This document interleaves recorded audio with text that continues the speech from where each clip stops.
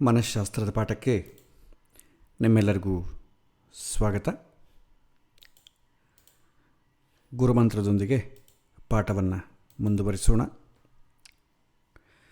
ಓಂ ಸಹನಾವವತು ಸಹನೌ ಭುನಕ್ತು ಸಹ ವೀರ್ಯಂ ಕರವಾವಹೈ ತೇಜಸ್ವಿನಾವಧೀತಮಸ್ತು ಮಾ ವಿದ್ವಿಷಾವಹೈ. ಓಂ ಶಾಂತಿ ಶಾಂತಿ ಶಾಂತಿ. ಭಗವಂತ ನಮ್ಮೊಳಗೆ ಕೂತು ನಮಗೆ ಅರಿವು ಕೊಡಲಿ, ಅರಿವಿನ ಆನಂದ ಕೊಡಲಿ, ಒಳ್ಳೆಯ ಕೆಲಸವನ್ನು ಮಾಡತಕ್ಕಂಥ ಶಕ್ತಿ ಕೊಡಲಿ. ಗುರು ಶಿಷ್ಯರ ನಡುವೆ ಯಾರನ್ನೂ ದ್ವೇಷ ಮಾಡದೆ ಸಾಮರಸ್ಯವಾದಂಥ ಪ್ರೀತಿಯ ಸೌಹಾರ್ದದ ಬದುಕನ್ನು ಕೊಡಲಿ ಅಂತ ಪ್ರಾರ್ಥನೆ ಮಾಡುತ್ತಾ ಪಾಠವನ್ನು ಮುಂದುವರಿಸೋಣ.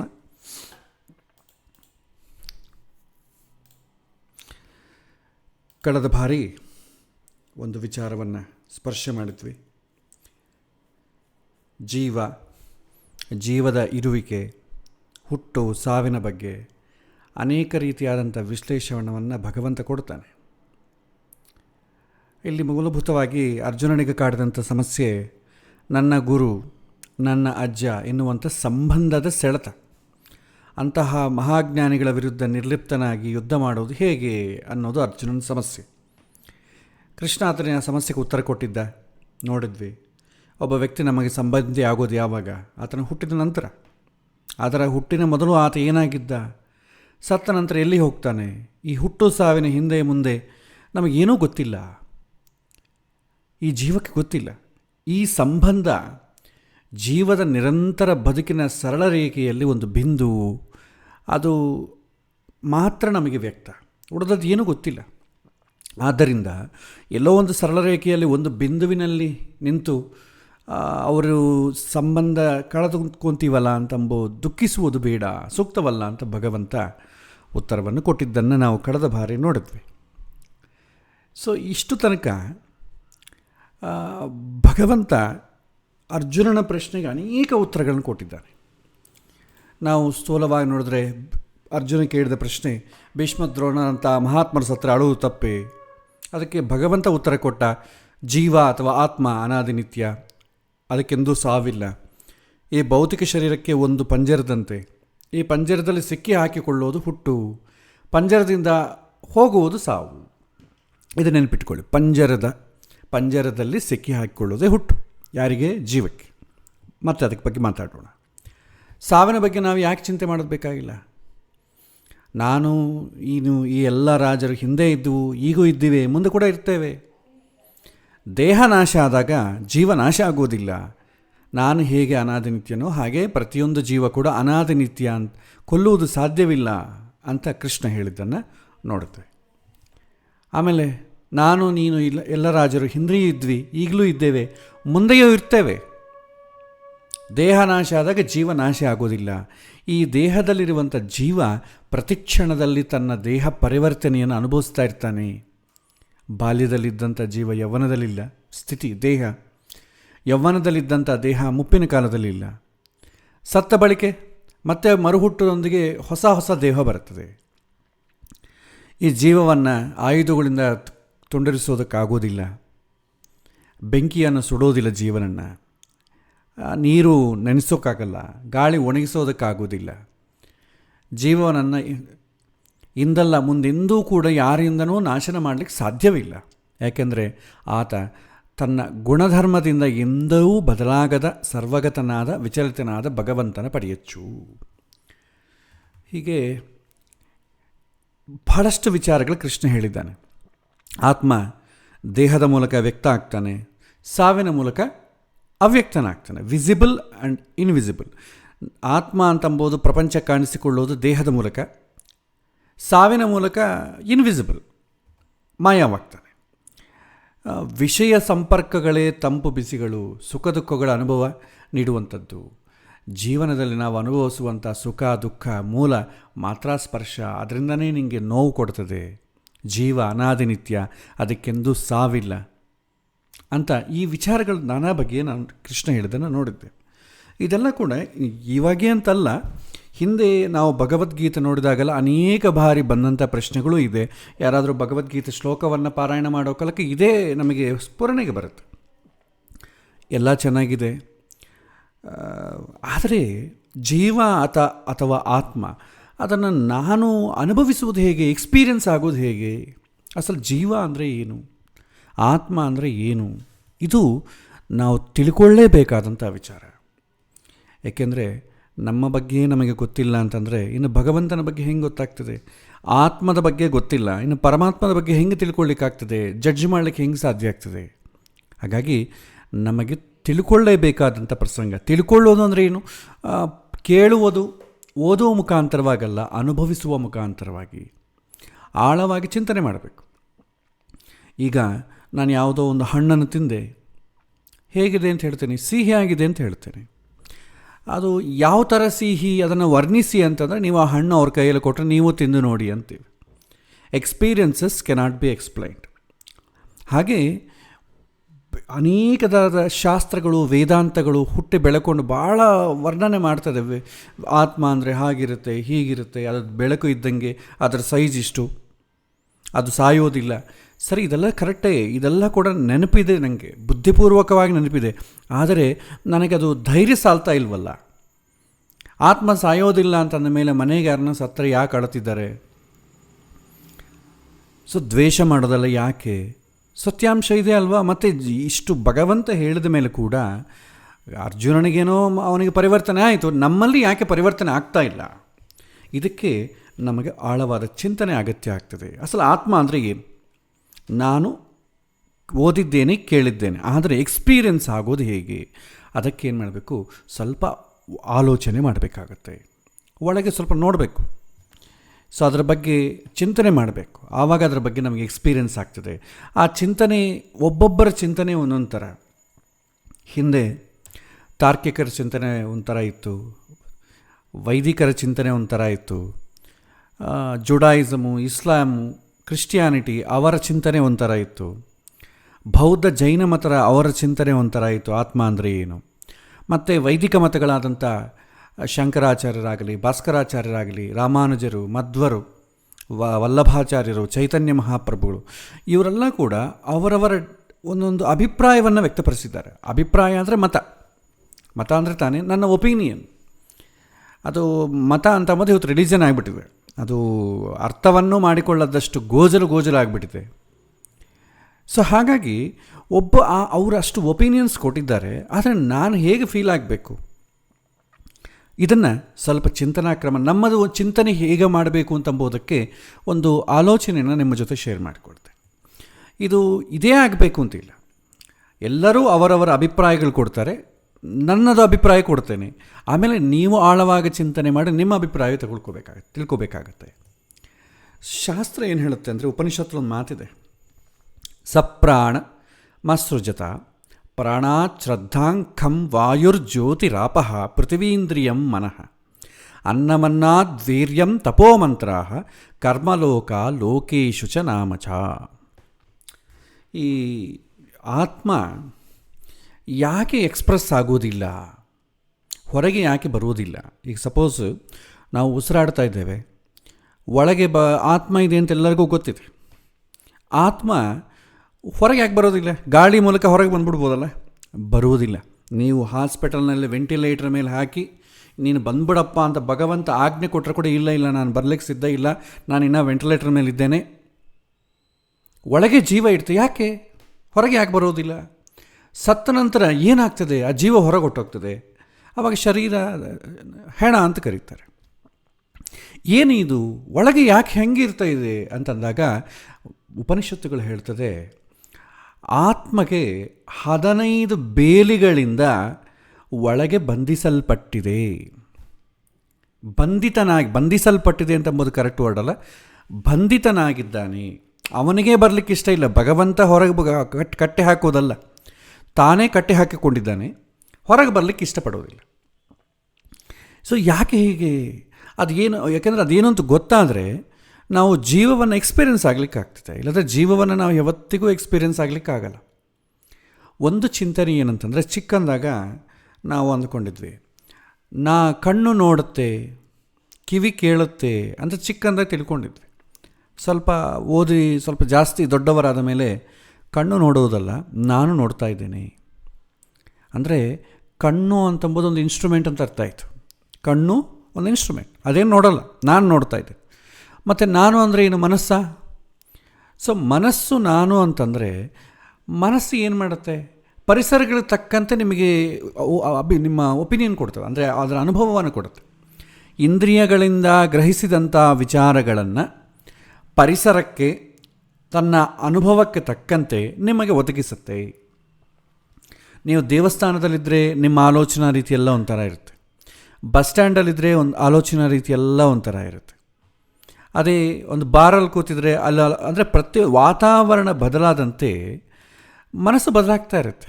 ನೀವು ಹಳೆ ಕಾಲದಲ್ಲಿ ಈ ಡ್ರಾಮಾಗಳು ಹಾಕ್ತಿದ್ರು, ನಾಟಕ, ಬೀದಿ ನಾಟಕ ಅಂತ ಹಾಕ್ತಿದ್ರು. ಅದರಲ್ಲಿ ನೀವು ನೋಡಿದ್ರೆ ಕ್ಯಾರೆಕ್ಟರ್ಸ್ ಇರ್ತವೆ. ಅದರಲ್ಲಿ ಕೃಷ್ಣ ಪಾತ್ರೆ ಬೆಳಗ್ಗಿಂದ ರಾತ್ರಿಯಿಂದ ಹಗಲ್ ತನಕ ಮಾಡ್ತಿದ್ರು ಆ ನಾಟಕ. ಆ ಕೃಷ್ಣನ ಪಾತ್ರ ಭಾಳ ಚೇಂಜ್ ಆಗ್ತಿತ್ತು. 1ನೇ ಕೃಷ್ಣ, 2ನೇ ಕೃಷ್ಣ, 3ನೇ ಕೃಷ್ಣ, ಅಂದರೆ ಇಷ್ಟು ಸಮಯದವರೆಗೂ ಅವನು ಕೃಷ್ಣ ಆ್ಯಕ್ಟ್ ಮಾಡ್ತಿದ್ದ. ಹಾಗಾಗಿ ಅವ್ರು ಏನು ಮಾಡ್ತಿದ್ರು, ಅವರು ಪಾತ್ರಗಳು ನಟಿಸುವ ಕಾಲಕ್ಕೆ ಸಿಚುವೇಶನ್ಗೋಸ್ಕರ ಅವ್ರು ಏನು ಮಾಡ್ತಿದ್ರು, ಬ್ಯಾಕ್ಗ್ರೌಂಡು ಚೇಂಜ್ ಮಾಡ್ತಿದ್ರು. ತೆರೆ ಅಂತಿದ್ರು, ಪರದೆ. ಆ ಪರದೆ ಚೇಂಜ್ ಮಾಡ್ತಿದ್ರು. ಅವ್ರು ಕಾಡಿನಲ್ಲಿ ತಂದ್ಕೊಡಿ, ಕಾಡಿನ ಪರದೆ, ಒಂದು ಆಸ್ಥಾನದಲ್ಲಿದ್ದಂದರೆ ಒಂದು ಆಸ್ಥಾನದ ಒಂದು ಪರದೆ, ಹಾಗೆ ಸ್ಕ್ರೀನ್ ಚೇಂಜ್ ಮಾಡ್ತಿದ್ರು. ನಮ್ಮ ಮನಸ್ಸು ಅಷ್ಟೇ. ನಮ್ಮ ಮನಸ್ಸು ವಾತಾವರಣ ಬದಲಾದಂತೆ ನಮ್ಮ ಸಂದರ್ಭಗಳು ಬದಲಾಗ್ತದೆ. ಹಾಗಾಗಿ ನಿರಂತರ ಬದಲಾಗ್ತಾ ಇರೋದೇ ಮನಸ್ಸು. ಹಾಗಾಗಿ ಜೀವ ಯಾವತ್ತಿಗೂ ಬದಲಾಗಲ್ಲ ಅಂತ ಹೇಳಿದಾರಲ್ಲ. ಹಾಗಾಗಿ ಮನಸ್ಸಂಬೋದು ನಾನಲ್ಲ, ಆದರೆ ಅದರ ಆಚೆಗಡೆ ಏನೋ ಇದೆ. ಸೊ ಆತ್ಮ ನಾನು ಅಂತಂದರೆ ಇಂದ್ರಿಯಗಳಲ್ಲ, ನಾನು ಅಂತಂದರೆ ಮನಸ್ಸಲ್ಲ, ನಾನು ಅಂತಂದರೆ ಬುದ್ಧಿಯಲ್ಲ. ಯಾಕೆಂದರೆ ಇದು ಸಂದರ್ಭಕ್ಕೆ ತಕ್ಕಂತೆ ಬದಲಾಗ್ತಾ ಇರುತ್ತೆ. ಸೊ ನಾನು ಅಂತಂಬೋದು ಎಂದಿಗೂ ಬದಲಾಗಲ್ಲ. ಶರೀರ ಬದಲಾದರೂ ಕೂಡ ನಾನು ಬದಲಾಗಲ್ಲ, ಅದೇ ಜೀವ ಅಂತಂಬೋದು. ಸೊ ಇದು ಇನ್ನು 15 ಬೇಲಿಗಳಿಂದ ಕಟ್ಟಿ ಹಾಕಿದ್ದಾರೆ. ಅದು ಏನು ಅಂತ ಗೊತ್ತಾದರೆ ಅದರಿಂದ ಹೊರಗೆ ಬರೋದು ಹೇಗೆ ಅಂತ ಗೊತ್ತಾಗ್ತದೆ. ಆ ಹೊರಗೆ ಬರೋದು ಹೇಗೆ ಅಂತ ಗೊತ್ತಾದರೆ ಅದೇ ಮೋಕ್ಷ, ಅದೇ ಜೀವವನ್ನು ತಿಳ್ಕೊಳ್ಳೋದು ಅಂತ. ಆತ್ಮ ಸಾಕ್ಷಾತ್ಕಾರ ಅಂತ ಕರೀತಾರೆ. ಆತ್ಮ ಸಾಕ್ಷಾತ್ಕಾರ ಅಂತಂದಾಗ ಮೊದಲು ಆತ್ಮ ಇದೆ ಅಂತ ನಾವು ಅನುಭವಿಸಬೇಕು. ಅಸಲು ನಾವು ಒಂದು ಕನ್ಕ್ಲೂಷನಿಗೆ ಬರಬೇಕು, ಆತ್ಮ ಅಂತಂಬೋದು ಒಂದಿದೆ. ಯಾಕಂದರೆ ನಾಸ್ತಿಕರು ಆತ್ಮವನ್ನು ಒಪ್ಪೋದಿಲ್ಲ. ಅವರಿಗೆ ಮೋಕ್ಷ ಅಂತಂಬೋ ಕಾನ್ಸೆಪ್ಟು ಇಲ್ಲ, ಏನೂ ಇಲ್ಲ. ಬೇರೆ ಬೇರೆ ಮತದಲ್ಲಿ ಬೇರೆ ಬೇರೆ ರೀತಿಯಲ್ಲಿ ಬರುತ್ತೆ. ಸದ್ಯಕ್ಕೆ ಅದ್ರ ಗಲಾಟೆಗೆ ನಾವು ಶುದ್ಧಿಗೆ ಹೋಗೋದು ಬೇಡ. ಫಸ್ಟ್ ನಮ್ಮಷ್ಟಕ್ಕೆ ನಾವು ಜೀವ ಅಂತ ನನ್ನ ಒಳಗಿದೆ ಅಂತ ಹ್ಯಾಂಗೆ ಕಂಡುಹಿಡಿಬೇಕು.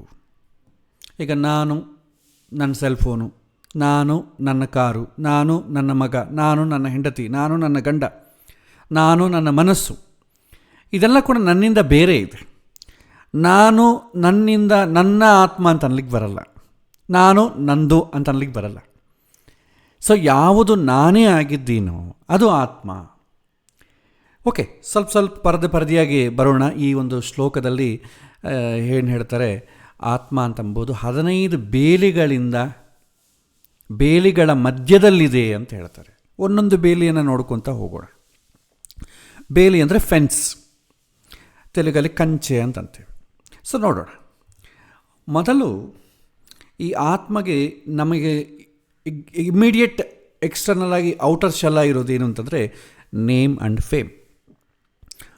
ಜೀವ ಶರೀರದಲ್ಲಿ ಹೆಸರಿನ ಮೂಲಕ ವ್ಯಕ್ತವಾಗ್ತದೆ, ಅವನ ಕೀರ್ತಿ ಪ್ರತಿಷ್ಠೆಗಳ ಮೂಲಕ ವ್ಯಕ್ತವಾಗ್ತಾನೆ.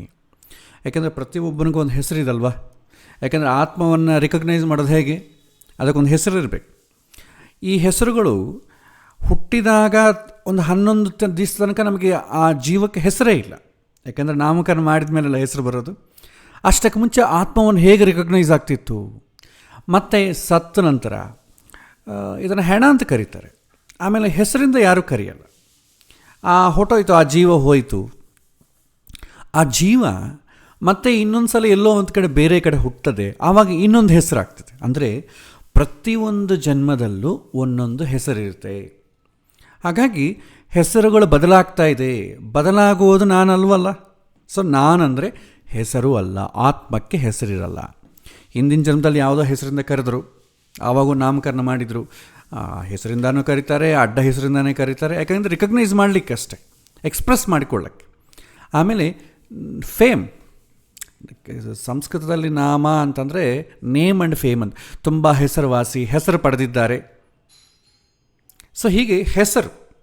ಸೊ ನಾಮ ಅಂದರೆ ಸೋ ಆ್ಯಂಡ್ ಸೋ, ಇವ್ರದ್ದು ಕ್ವಾಲಿಫಿಕೇಷನು, ಇವರದ್ದು ಬಂಗಾರದ ಪದಕಗಳು, ಅಥವಾ ಇವರು ಸೋ ಆ್ಯಂಡ್ ಸೋ ಮಾಡಿದ್ದಾರೆ, ಈ ಟೈಟ್ಲಿಂಗ್ ಅಂತಾರೆ ನೋಡಿ, ಅದೆಲ್ಲ ಫೇಮ್. ಇದು ಈ ಜನ್ಮದಲ್ಲಿದ್ದಂಗೆ ಬರೋ ಜನ್ಮದಲ್ಲಿ ಇರಲಿಕ್ಕೆ ಸಾಧ್ಯತೆ ಇಲ್ಲ. ಸೊ ಈ ಜನ್ಮದಲ್ಲಿ ಮಾತ್ರವೇ ಅದು ಎಕ್ಸ್ಪ್ರೆಸ್ ಆಗ್ತದೆ, ಬರೋ ಜನ್ಮದಲ್ಲಿ ಇಲ್ಲವೇ ಇಲ್ಲ. ಈ ಪುಣ್ಯಕ್ಕೆ ಏನಂತಂದರೆ, ಭಾಳಷ್ಟು ಜನ ನಾವು ನೋಡ್ತಾ ಇರ್ತೀವಿ, ನಿವೃತ್ತ ಅಧ್ಯಕ್ಷರು, ನಿವೃತ್ತ ಇಂಥ, ಯಾಕೆಂದರೆ ಇನ್ನೊಂದು ಪುಣ್ಯ ಅಂದರೆ ಹಿಂದಿನ ಜನ್ಮದೊಂದು ಹಾಕಲ್ಲ, ಯಾಕಂದರೆ ಗೊತ್ತಿಲ್ಲ ಅದಕ್ಕೆ ಕಾರಣ. ಸೊ ಬಹಳಷ್ಟುವರೆಗೆ ಒಂದು ಜನ್ಮದ್ದೇ, ಯಾಕಂದರೆ ಹಿಂದಿನ ಜನ್ಮದ ಹೆಸರು ಗೊತ್ತಿಲ್ಲ, ಮುಂದೆ ಏನಾಗುತ್ತೋ ಗೊತ್ತಿಲ್ಲ. ಹಿಂದಿನ ಜನ್ಮದಲ್ಲಿ ಈ ಥರ ಕ್ವಾಲಿಫಿಕೇಷನ್ಸ್ ಇದೆ, ಆದರೆ ಅದು ನನಗೆ ಗೊತ್ತಿಲ್ಲ.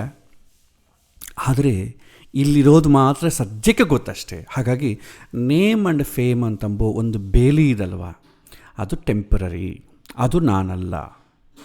ಹೆಸರಿಂದ ಯಾರಾದರೂ ಕರೆದ್ರೆ ಆ ಹೆಸರು ಈ ಜನ್ಮದಲ್ಲಿ ನನಗಿಟ್ಟಿರೋದಷ್ಟೇ, ನಿಜವಾಗ ಆ ಹೆಸರು ನಾನಲ್ಲ.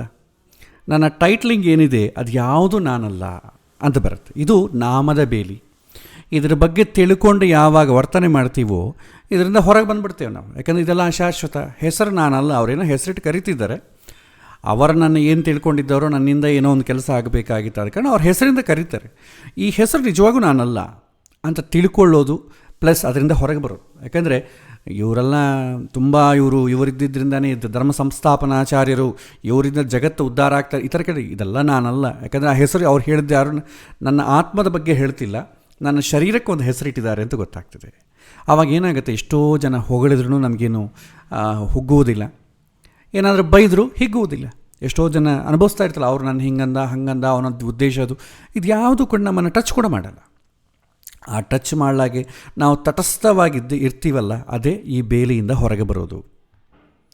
ಯಾಕೆ ಬೇಲಿ ಹಾಕ್ತೀವಿ ನಾವು? ಬೇಲಿ ಯಾಕೆ ಹಾಕ್ತೇವೆ ಅಂತಂದರೆ, ಅದು ಸೇಫ್ಟಿ, ನಾವು ಮಾತ್ರ ಒಳಗೆ ಹೋಗಬೇಕು, ಬೇರೆ ಯಾರೂ ಒಳಗೆ ಹೋಗಬಾರ್ದು. ಯಾಕೆಂದರೆ ನಾವು ಒಳಗೆ ಹೋಗ್ಬೇಕಂದ್ರೆ ಬೇಲಿ ಹಾಕ್ಬಿಟ್ಟು ಅಟ್ಲೀಸ್ಟ್ ಅದ್ರ ಬೇಗ ನಮಗೆ ಗೊತ್ತಿರೋದು ನಾವು ಹೆಂಗೆ ಹೋಗಬೇಕು ಒಳಗೆ. ಸೊ ಬೇಲಿ ಇರೋದು ಯಾಕೆ ಅಂತಂದರೆ ನಾವು ಮಾತ್ರ ಒಳಗೆ ಹೋಗಿ ಹೊರಗೆ ಬರಲಿಕ್ಕೆ. ಅದಕ್ಕೋಸ್ಕರ ಭಗವಂತ ಬೇಲಿಯನ್ನು ನಿರ್ಮಾಣ ಮಾಡ್ತಾನೆ, ಆ ಬೇಲಿ ಒಳಗೆ ಜೀವವನ್ನು ಇಡ್ತಾನೆ. ಯಾಕೆಂದರೆ ಬಂಗಾರ ಸರ ಇತ್ತು ಅಂದ್ಕೊಳ್ಳಿ, ಬಂಗಾರ ಸರ ಎಲ್ಲಿ ಇಡ್ತೀರಿ? ಹಾಕಿಕೊಂಡು ಬಂದ ಮೇಲೆ ಇಲ್ಲಂದ್ರೆ ಅಲ್ಲಿ ಇಡೋದಿಲ್ಲ. ಅದು ತೊಗೊಂಬಂದು ಅದಕ್ಕೊಂದು ಶೋಕೇಸ್ ಬಾಕ್ಸ್ ಇರುತ್ತೆ, ಬಂಗಾರದ ಪೆಟ್ಟಿಗೆ, ಅದರಲ್ಲಿ ಇಡ್ತೇವೆ. ಅದನ್ನು ತೊಗೊಂಡು ಬೀರುವದಲ್ಲಿ ಒಂದು ಸೀಕ್ರೆಟ್ ಲಾಕರ್ಲಿಟ್ಟು 4-5 ಬೀಗ ಹಾಕ್ತೇವೆ. ಯಾಕೆ? ಅದು ತುಂಬ ವ್ಯಾಲ್ಯೂಬಲ್ ಆದ ಕಾರಣ ಯಾರು ನನಗೆ ಮಾತ್ರವೇ ಸಿಗಬೇಕು, ಬೇರೆ ಯಾರಿಗೂ ಸಿಗಬಾರ್ದು. ಅದೇ ಟೇಬಲ್ ಮೇಲೆ ಬಿಸಾಕಿದರೆ ನೆಕ್ಸ್ಟ್ ಟೈಮ್ ನೀವು ಹಾಕ್ಕೋಬೇಕಂದ್ರೆ ಇರಲ್ಲ ಅಲ್ಲಿ. ಅದಕ್ಕೆ ಜೋಪಾನವಾಗಿ ತುಂಬ ವ್ಯಾಲ್ಯೂಬಲ್ ಆದ ಕಡೆ ಒಳಗಿಡ್ತೇವೆ. ಆತ್ಮ ಅಂತಂಬುದು ತುಂಬ ವ್ಯಾಲ್ಯೂಬಲ್ ಆದ್ದು, ಅದು ಭಗವಂತ ಸೃಷ್ಟಿ ಮಾಡಿದ ಪದಾರ್ಥ ಅಲ್ಲ, ತುಂಬ ವ್ಯಾಲ್ಯೂಬಲ್ ಆದ ಕಾರಣ ಭಗವಂತ ಏನು ಮಾಡ್ತಾನೆ, ಅದು ತುಂಬ 15 ಬೇಲಿಗಳ ಒಳಗೆ ಲಾಕರ್ಸ್ ಎಲ್ಲ ಇಡ್ತಾನೆ. ಹಾಗಿಟ್ಟಾಗ ಏನಾಗುತ್ತೆ, ಹೊರಗೆ ಬರಲಿಕ್ಕಾಗುತ್ತೆ. ಯಾಕ್ರಿ ಸುಮ್ಮನೆ ಇಡೋಲ್ಲ, ರಾಮಾಯಣ ಅಲ್ವಾ, ಬೇಲಿ ಯಾಕಿಡೋದು ಮತ್ತು ಹೊರಗೆ ಡೋರೆ ಯಾಕಿದಲ್ಲ? ನಾವು ಮನೆಯಲ್ಲಿ ಅಡುಗೆ ಮಾಡಬೇಕಾದ್ರೆ ಡೈನಿಂಗ್ ಟೇಬಲ್ ಮೇಲೆ ಪಾತ್ರೆ ಇಡ್ತೇವೆ, ಪಾತ್ರೆ ಎಲ್ಲ ಬಡಿಸಿ ಇಟ್ಟು ಮೇಲೆ ಮುಚ್ಚಳ ಇಡ್ತೇವೆ. ಮುಚ್ಚಳ ಯಾಕಿಡಬೇಕು? ಯಾಕಿಡೋದು? ತೆಗೆಯೋದು ಯಾಕೆ? ನಾವು ಮಾತ್ರವೇ ತಿನ್ನಬೇಕು, ನೊಣಗಳು ಡಸ್ಟು ಅದೆಲ್ಲ ಬೀಳಬಾರ್ದು ಅಂತ. ನಾವು ಮಾತ್ರ ತಿನ್ನಬೇಕಾದ್ರೆ ಇರಬೇಕು, ಒಳಗಿಡಬೇಕು. ಹಾಗೆ ಜೀವ ತನ್ನಷ್ಟಕ್ಕೆ ತಾನು ತಿಳ್ಕೊಂಡು ಹೊರಗೆ ಬರಬೇಕು ಅಂತಂಬ ಉದ್ದೇಶದಲ್ಲಿ ಒಳಗಿಡ್ತಾನೆ.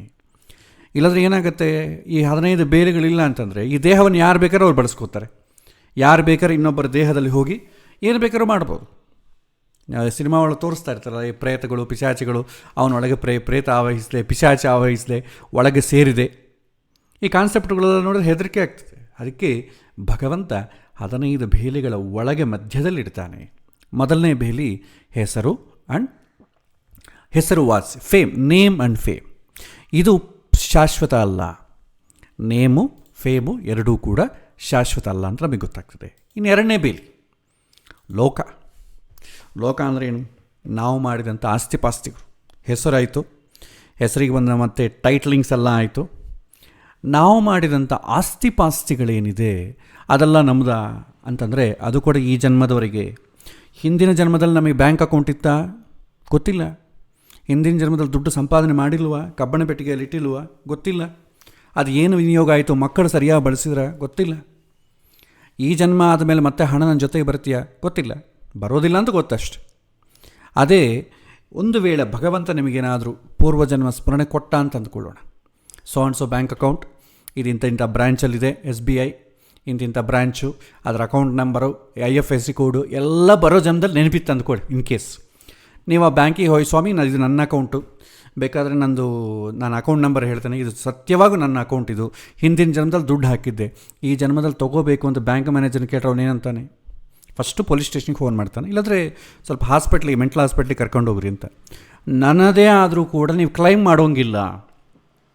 ಹಿಂದಿನ ಜನ್ಮದ್ದು ಏನಿದ್ರೂ ಕೂಡ ಈ ಜನ್ಮದಲ್ಲಿ ಕ್ಲೈಮ್ ಮಾಡ್ಲಿಕ್ಕೆ ಬರಲ್ಲ. ಈ ಜನ್ಮದಲ್ಲಿ ಇದ್ದಿದ್ದು ಮುಂದಿನ ಜನ್ಮದಲ್ಲಿ ಕ್ಲೈಮ್ ಮಾಡಲಿಕ್ಕೆ ಆಗೋದಿಲ್ಲ. ಯಾವುದೂ ಕೂಡ ನಮಗೆ ಕ್ವಾಲಿಫೈಡ್ ಅಲ್ವೇ ಅಲ್ಲ.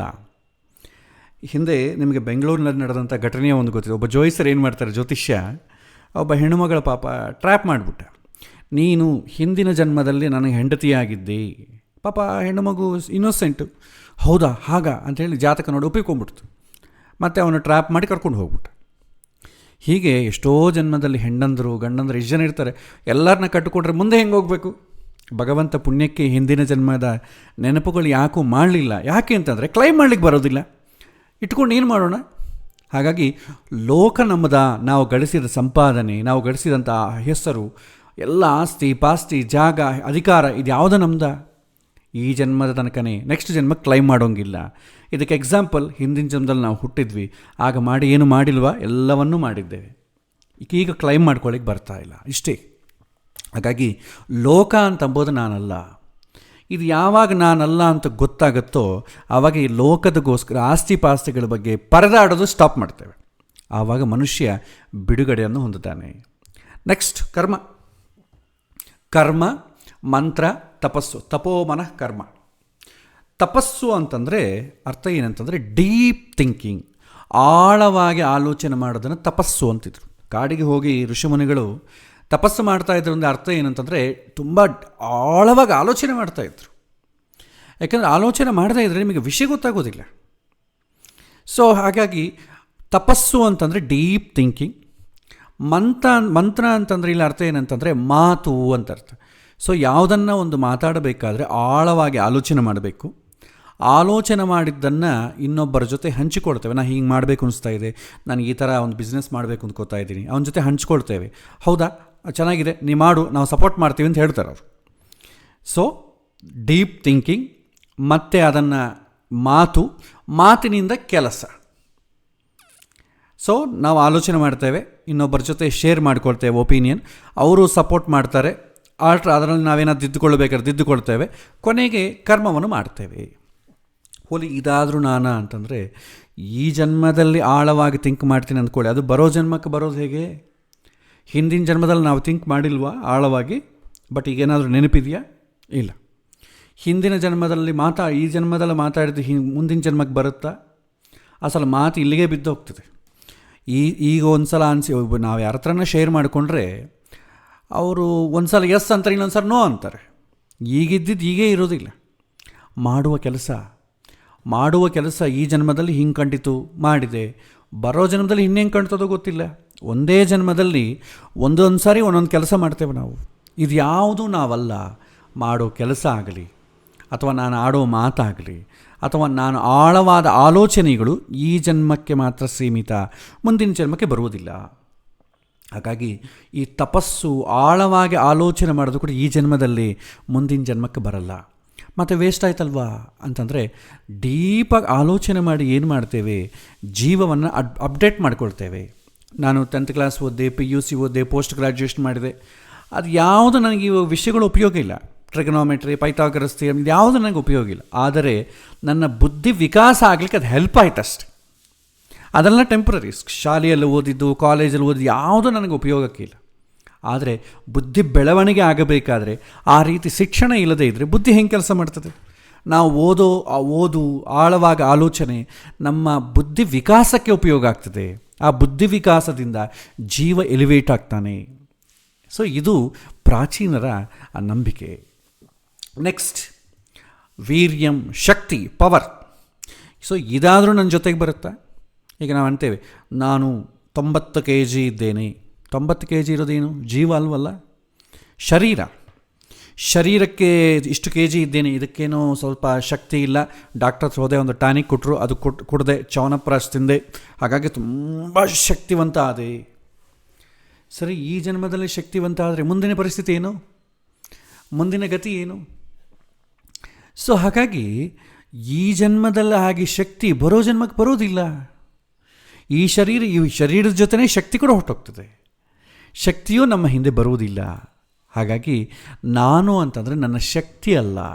ಶಕ್ತಿಯನ್ನು ಸಂಪಾದನೆಗೋಸ್ಕರ ನಾವು ಸಮಯವನ್ನೇನಿಡ್ತೀವಲ್ಲ, ಅದೆಲ್ಲ ಕೂಡ ಏನು ಈ ಜನ್ಮಕ್ಕೆ ಮಾತ್ರ ಸೀಮಿತ, ಬರೋ ಜನ್ಮಕ್ಕೆ ಬರುವುದಿಲ್ಲ. ನಾನಿಷ್ಟು ಶಕ್ತಿವಂತ, ನಾನಿಷ್ಟು ವೆಯ್ಟ್ ಎತ್ತುತ್ತೇನೆ, ನನಗೆ ಇಷ್ಟು ಶಕ್ತಿ ಇದೆ, ಇದೆಲ್ಲ ಕೂಡ ಈ ಜನ್ಮಕ್ಕೆ ಸೀಮಿತ, ಮುಂದಿನ ಜನ್ಮಕ್ಕೆ ಬರುವುದಿಲ್ಲ. ನೆಕ್ಸ್ಟ್, ಅದರ ನಂತರ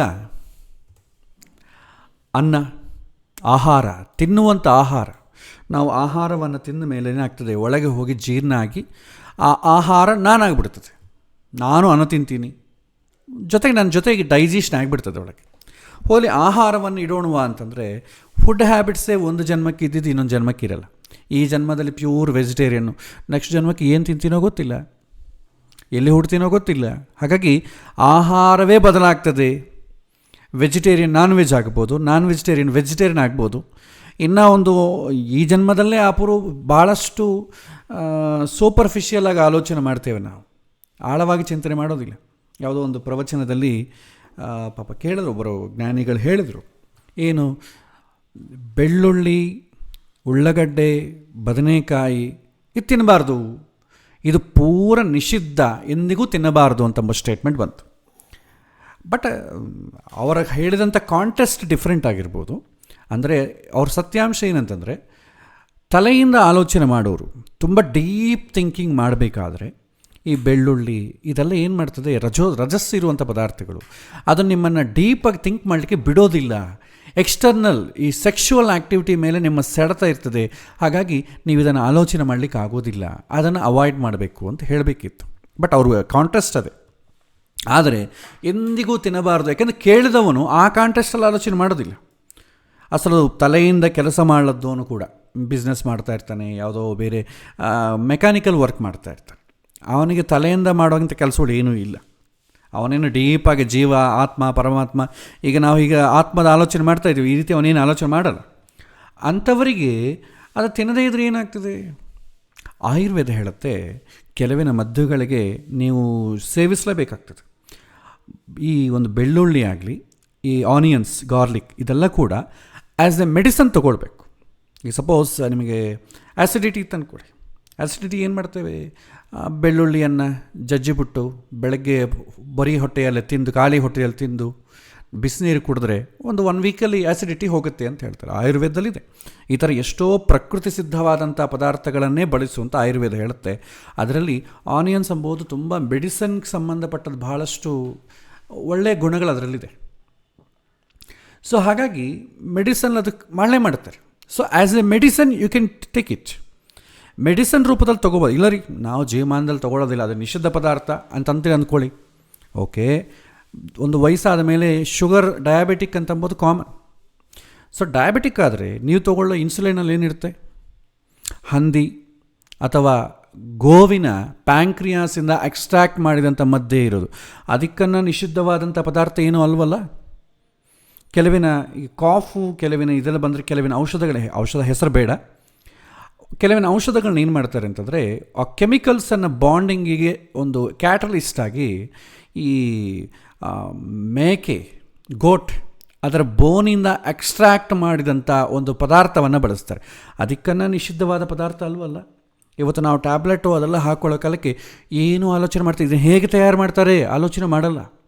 ಆದರೆ ಯಾರ ಮನೆಗೆ ನಾವು ಊಟ ಮಾಡೋಕ್ಕೆ ಹೋಗೋ ಕಾಲಕ್ಕೆ, ಹೋಟೆಲ್ಗೆ ಹೋಗಲ್ಲ, ಚಿಚ್ಚಿ ಅಲ್ಲಿ ಆನಿಯನ್ಸ್ ಎಲ್ಲ ಮಾಡ್ತಾರೆ, ಗಾರ್ಲಿಕ್ ಮಾಡ್ತಾರೆ, ನೋ ಆ ಸೌಟ್ ಈ ಸೌಟ್ ಅದ್ದುತ್ತಾರೆ, ನಾವು ತಿನ್ನೋದಿಲ್ಲ.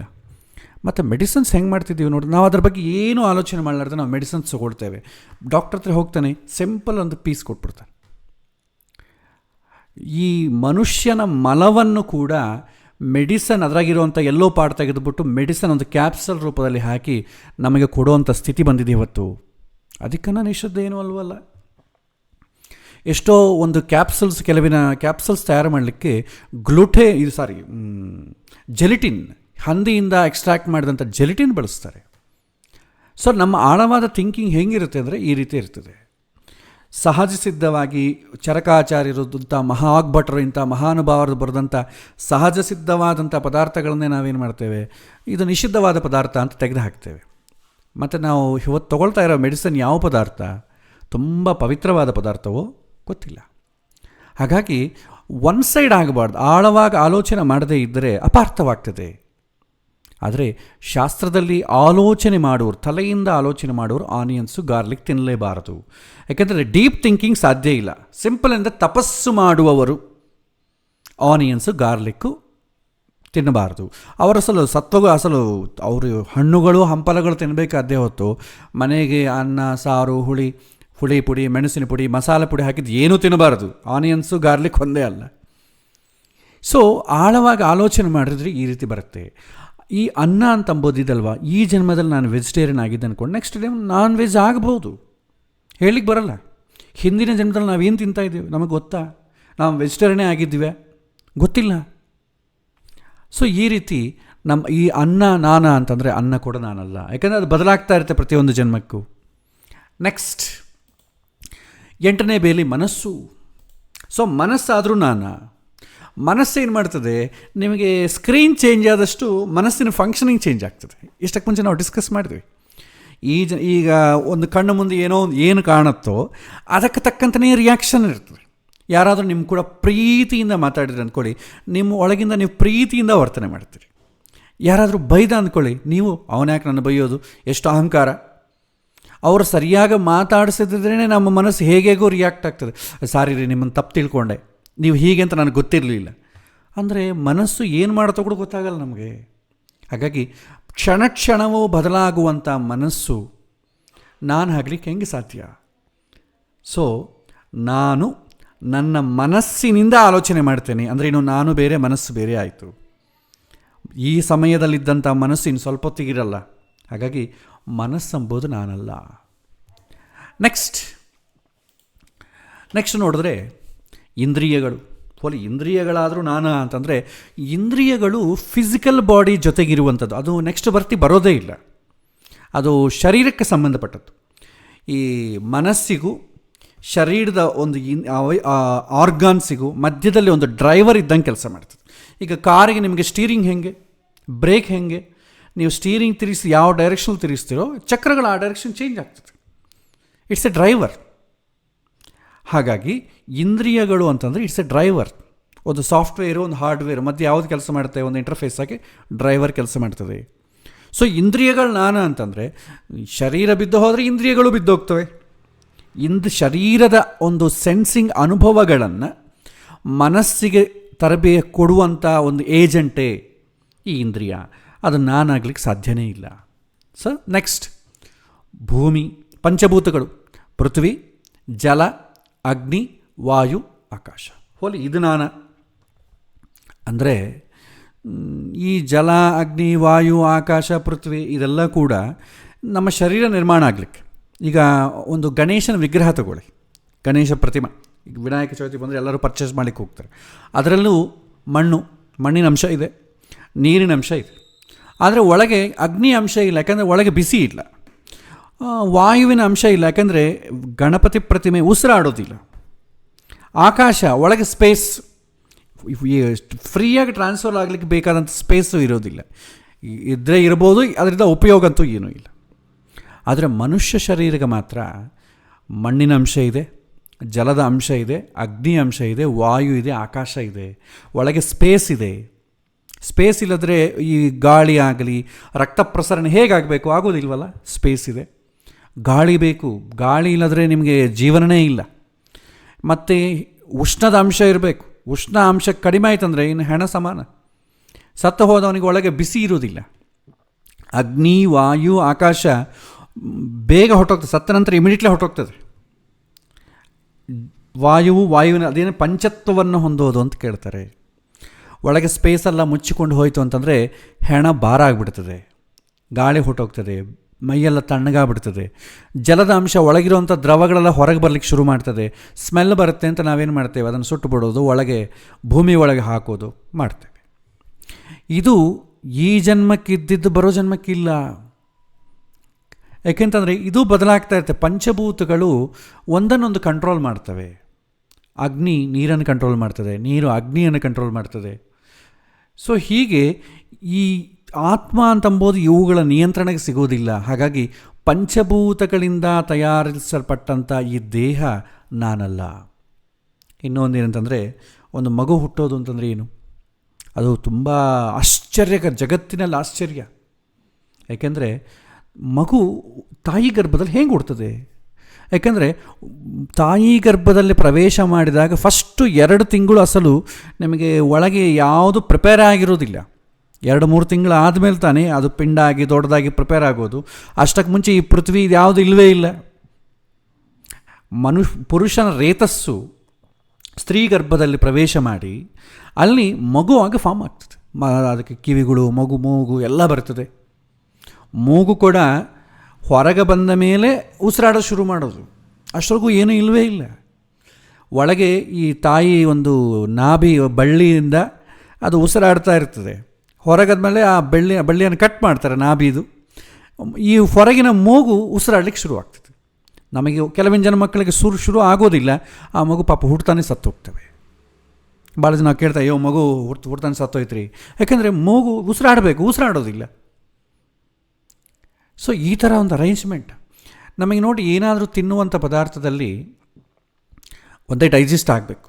ಡೈಜೆಸ್ಟ್ ಆಗಲಿಲ್ಲ ಅಂದರೆ ಹೊರಗೆ ಬಂದುಬಿಡ್ಬೇಕು, ಮಲ ರೂಪದಲ್ಲಿ, ಮೂತ್ರದ ರೂಪದಲ್ಲಿ. ಇಲ್ಲ ಇದು 2 ರೂಪದಲ್ಲೂ ಹೊರಗೂ ಬಂದಿಲ್ಲ, ಡೈಜೆಸ್ಟು ಆಗಿಲ್ಲ ಅಂದರೆ ಏನಾಗುತ್ತೆ, ಒಳಗೆ ಗ್ರೋತ್ ಸ್ಟಾರ್ಟ್ ಆಗ್ತದೆ. ಗ್ರೋತ್ ಆಗಿ ಅದು ಮತ್ತೆ ಅದೇನೋ ಒಂದು ಟ್ಯೂಮರ್ ಆಗಿ ಯಾವುದೋ ಒಂದು ರೋಗವಾಗಿ ಕಾಣಿಸಿಕೊಡುತ್ತೆ. ಆದರೆ ಈ ಪುರುಷನಿಂದ ಬರುವಂಥ ರೇತಸ್ಸು ಅದು ಕೂಡ ಗ್ರೋತೆ. ಆ ಗ್ರೋತ್ ಆಗ್ತದೆ, ಅದು ತುಂಬ ಒಳ್ಳೆಯ ಗ್ರೋತು, ಅದೇ ಮಗು ಆಗ್ತದೆ. ಬೇರೆ ಯಾವ ಪದಾರ್ಥ ತಿಂದೂ ಗ್ರೋತ್ ಆಯ್ತು ಅಂದ್ಕೊಳ್ಳಿ, ನಾವು ಹಾಸ್ಪಿಟ್ಲಿಗೆ ಹೋಗಿ ಅದನ್ನು ಕಟ್ ಮಾಡಿಸ್ಬೇಕು. ಆದರೆ ಇಲ್ಲಿ ಭಗವಂತ ತಯಾರು ಮಾಡುವಂಥ ಗ್ರೋತ್ ಇದು. ಭಗವಂತನೇ ದೊಡ್ಡ ಶಿಲ್ಪಿ. ತಂದೆ ತಾಯಿ ಮಕ್ಕಳನ್ನು ಹಡಿದ್ರೂ ಕೂಡ ನಿಜವಾದ ಶಿಲ್ಪಿ ತಂದೆಯೂ ಅಲ್ಲ, ತಾಯಿಯೂ ಅಲ್ಲ. ಅವ್ರಿಗೆ ಹೇಗೆ ಮಾಡಬೇಕು ಕೂಡ ಗೊತ್ತಾಗೋದಿಲ್ಲ. ಇದು ಭಗವಂತನದು. ಹಾಗಾಗಿ ಪಂಚಭೂತಗಳಿಗೆ ಒಳಪಟ್ಟವನಲ್ಲ.